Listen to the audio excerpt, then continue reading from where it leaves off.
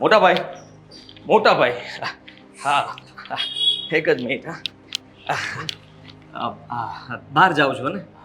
હા હા, એક સાઈન કરવાની હતી.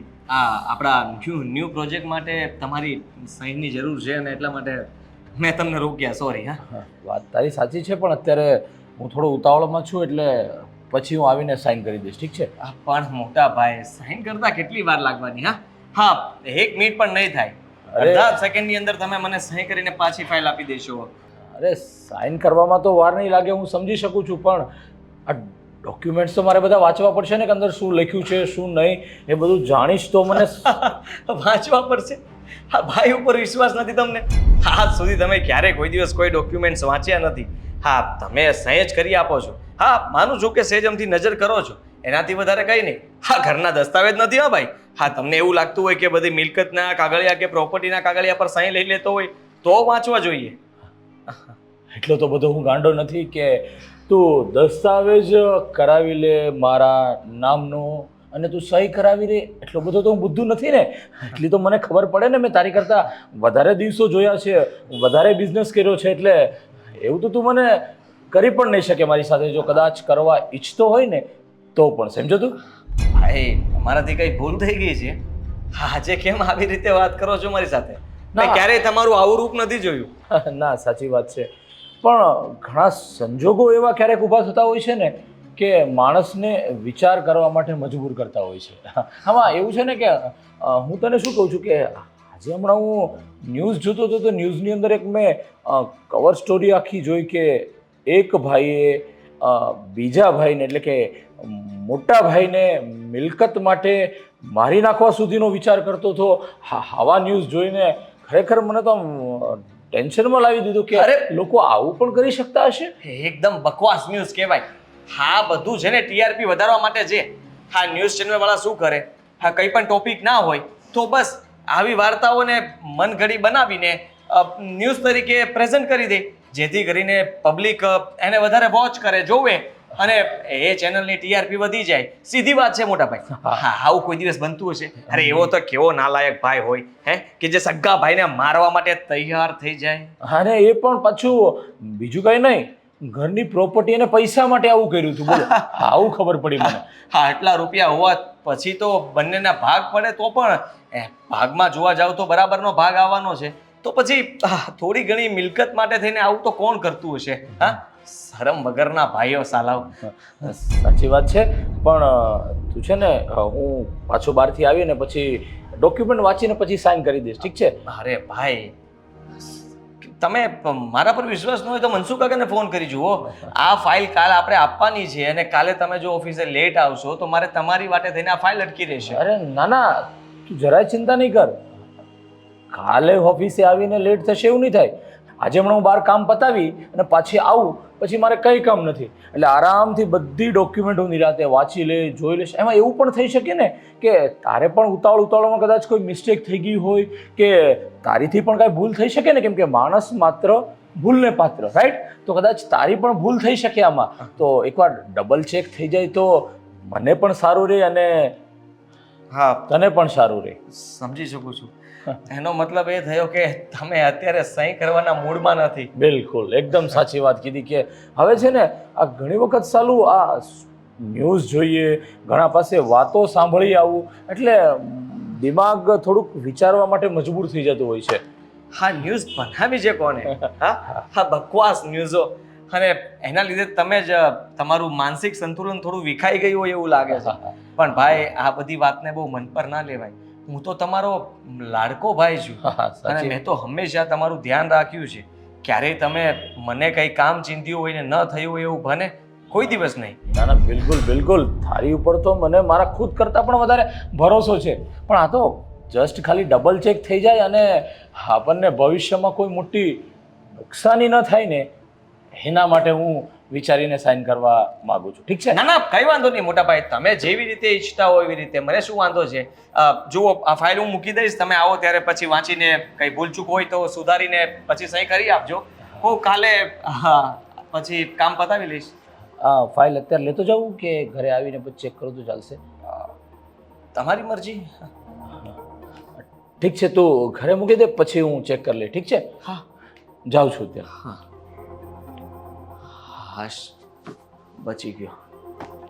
ફાઇલ ન લઈ ગયા એ સારું કર્યું. બાકી એને ખબર નહોતી કે આમાં મેં એક 5 લાખનું વાઉચર પણ મૂક્યું હતું.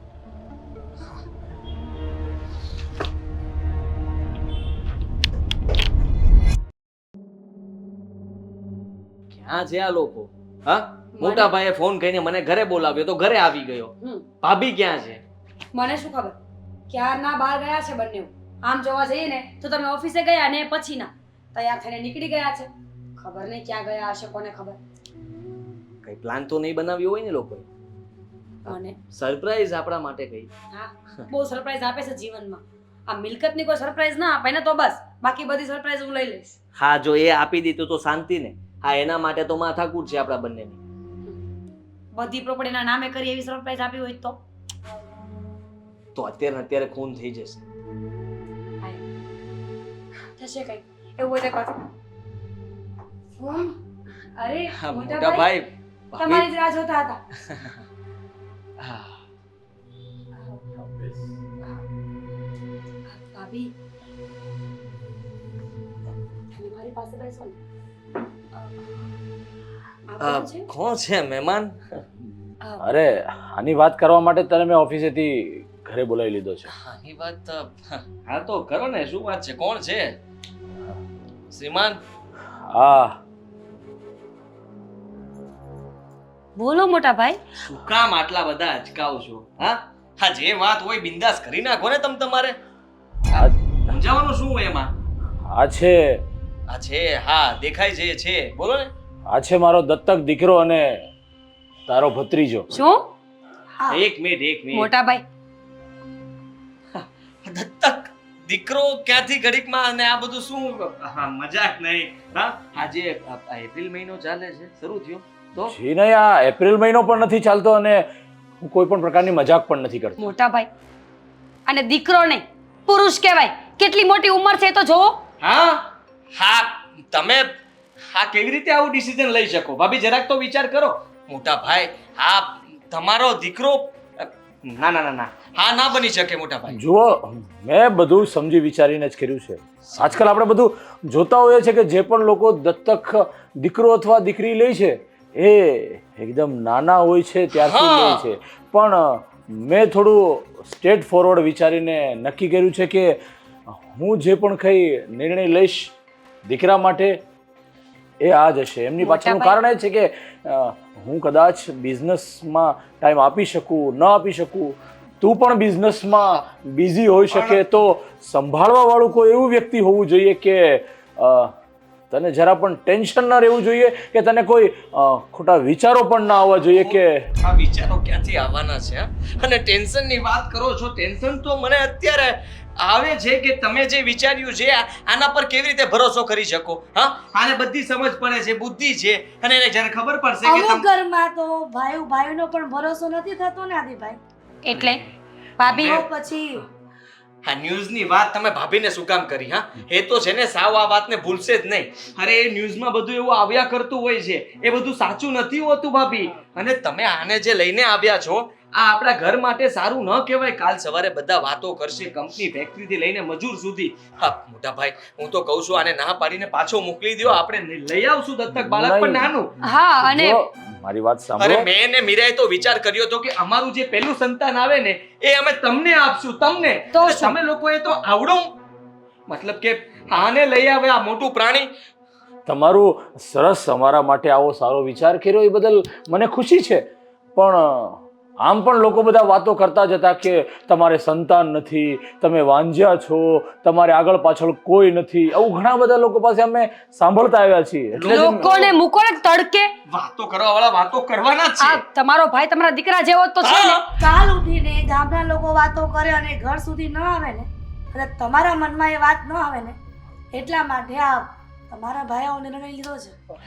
અને આની પાછળ બધા જે કાગળિયા કરવાના હોય છે, જે ડોક્યુમેન્ટ બનાવવાના હોય છે, જે પણ કાંઈ સરકારી અડોપ્ટ કરવા માટેના જે પણ નીતિ નિયમો હોય છે ને બધા ફોલો કરીને ઓલરેડી હું સાઇન કરી અને સબમિટ કરીને આવ્યો છું. અને આનું આધાર કાર્ડ, વોટિંગ કાર્ડ, એમાં બધામાં મારું નામ લાગે એ રીતની પ્રોસેસ પણ અમે લોકો કરાવીને આવ્યા છીએ. એટલે હવે બીજું કંઈ થઈ શકે એમ છે નહીં. પપ્પા હા હા તમે કહેતા હતા કે હા મારા કાકા હા. અને અને આ તારા તારા- કાકી. હા મારા કાકી. એ પરમ પૂજ્ય કાકાશ્રી અને પરમ પૂજ્ય કાકીશ્રી. એ મને કાકી નહીં કહેતો. કેવું લાગે? મારા કરતા પણ બોડી બિલ્ડર મને કાકી કહીને બોલાવે. હવે આ સંબંધ થયો છે કાકીનો તો કાકી જ કહેશે ને. મારે ક્યાં ને આંગળી પકડીને બહાર લઈ જવો છે? મારે કોઈ સંબંધની કોઈ જરૂર નથી. અને આમ પણ આ બાળક નાનું એટલા માટે દત્તક લેવાતું હોય છે મોટા ભાઈ, કે આપણે નાનપણથી મોટું કરીએ ને તો એનામાં મા બાપ જેવી ફિલિંગ તમારા પ્રત્યે જાગે. સંસ્કાર આપણા સંસ્કાર આપી શકીએ. હવે આનું ઘડતર કેવી રીતે કરવું? અને કારણ કે એ પૂરો કોઈ છે ને? ઘડાયેલો છે. હા? છે નહીં કોઈ આગળ પાછળ? કોઈ આગળ પાછળ નથી. અને મેં બધું જ વિચાર્યું, કેમ કે અમે એવું વિચાર્યું કે નાનેથી મોટો કરો, એને બધા સંસ્કાર આપો, એટલું બધું એને શીખવાડો, અને પછી બધું આવે. એ પેલા તો આ એટલો ડાયો ડમરો છે, એટલું બધું, અને આજે આવ્યો છે પહેલા દિવસેથી જ મને પપ્પા કહેવા મળ્યો છે. તો આનીથી વધારે હોશિયાર છોકરો આ દુનિયામાં ક્યાંથી મળવાનો વાહ, છે? મોટા ભાઈ વાહ, આના તો નસીબ ચમકી ગયા. સાથે સાથે તમારા નસીબ પણ ચમકી ગયા ને આદિભાઈ. અમારો તો એટલા ચમકે છે ને કે આંખો અંજાય છે અમારી, નહીં? હા કાકા કાકી. આજથી તમે મારા કાકા હું નહીં. અને તમે મારા કાકી. પણ તું એની પત્ની છો આદિની, તો પછી તું કાકી જ થઈ ને. હા તો હું એની સાથે ડિવોર્સ લઈ લઈશ. થોડો હજી મોટી ઉંમરનો નહોતો મળતો. ના પછી શું? અને પપ્પા અને દીકરામાં થોડોક તો ફેર હોવો જોઈએ ને, 2-5 વર્ષનો. એટલે 5 વર્ષ મેં નાનો દત્તક લીધો છે. બાપ દીકરો બે સરખા હોત તો વધારે સારું હોત ને. બિઝનેસ સરખી રીતે સંભાળી શકત, આ ઘરને સારી રીતે સંભાળી શકત. અને આ તૈયાર છોકરી લગ્ન પણ કરાવીને લાવ્યા હોત તો એ વિચાર કરીશું. હજી તો કાલથી મારી સાથે ઓફિસમાં આપણી સાથે આવશે, ઓફિસનું કામકાજ બધું સંભાળવા મળશે, એટલે બધું મેચ્યોર થઈ જશે ને પછી લગ્નનું વિચારશું. આદિ હા આવ્યો. હજી હું નાનો છું. નાનકો એવો છે તું તો. હમણાં તને ઘોડિયામાં નાખું આવતું. હવે ફ્રેશ થવા જા ને દીકરા. હા કાકા કાકીને સારું નથી લાગ્યું. હા, એ તો નવું વ્યક્તિ ઘરમાં કોઈ આવે એટલે સેટ થતા વાર લાગે ને. થઈ જશે. તું જા, તને હું તારો રૂમ બતાવી દઉં. હા ચાલ.